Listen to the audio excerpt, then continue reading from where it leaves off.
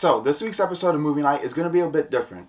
Usually I go through different streaming services and I try and find underrated gems for you guys to watch at home or stuff that I think you guys would really enjoy based on a certain occasion. But I figured for this week I'll talk about a streaming service show that's been pretty popular. And of course that's The Mandalorian. The Mandalorian has been big ever since it came out last year in late 2019. It follows Mando, the Mandalorian, obviously as the title says, as he travels throughout the galaxy taking bounty hunting missions and basically just fighting all types of bad guys within the Star Wars universe. What's become one of the biggest parts of the show is Baby Yoda.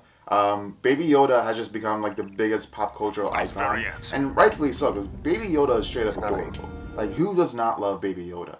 But other than just Baby Yoda, a lot of Star Wars fans seem to gravitate towards the Mandalorian due to the main character himself, the Mandalorian. This is more of an exploration of the Boba Fett type character that you saw in Return of the Jedi and Empire Strikes Back, where it delves more into like Boba Fett's background, his cultural background. Boba Fett isn't in the show just yet. We follow a different character by the name of Mando. But we're seeing a character that looks similar to Boba Fett, and that's something that intrigues a lot of Star Wars fans. What's also pretty cool about The Mandalorian is how it goes about embracing Star Wars Western and samurai roots. Throughout a lot of The Mandalorian, you can see a lot of Western influences, especially in the theme music, composed by Ludwig Göransson. That is straight out of a Western. And a lot of the cinematography is directly pulled straight from Westerns like The Good, the Bad, and the Ugly or The Searchers. And the basic storyline of bounty hunter going through a wild land and looking for bounties to fulfill and money to gain, that's straight up every Western you've ever seen before. Even at the beginning of Season 2 of The Mandalorian goes into a town and he meets a marshal, and this marshal character has a very thick country accent, which you don't typically see in Star Wars, but this Star Wars show is embracing the Western elements a lot more, so we have a country-speaking Star Wars character in Star Wars now, which is awesome.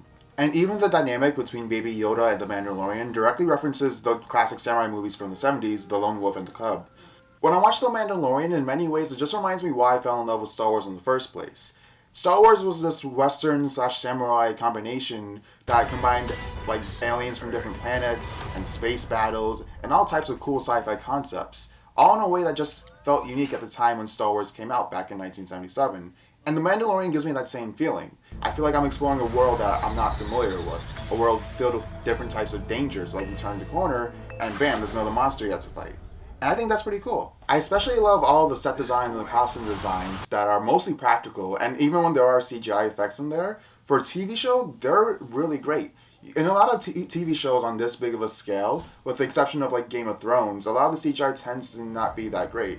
But of course, Disney's going to dump a lot of money into Star Wars, and so this has a huge budget, and it really pays off. You can see that a lot of money went into this show.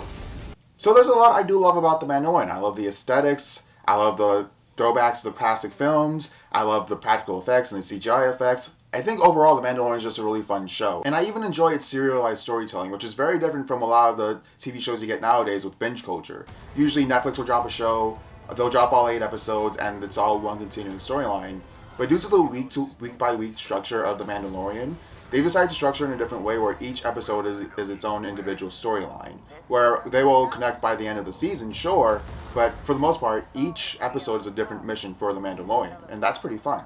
But I do have a lot that I do have to critique with The Mandalorian. Like I said, it's a fun show, and I love it aesthetically, and I love its throwbacks to classic films, but I feel like at times it's a very shallow show.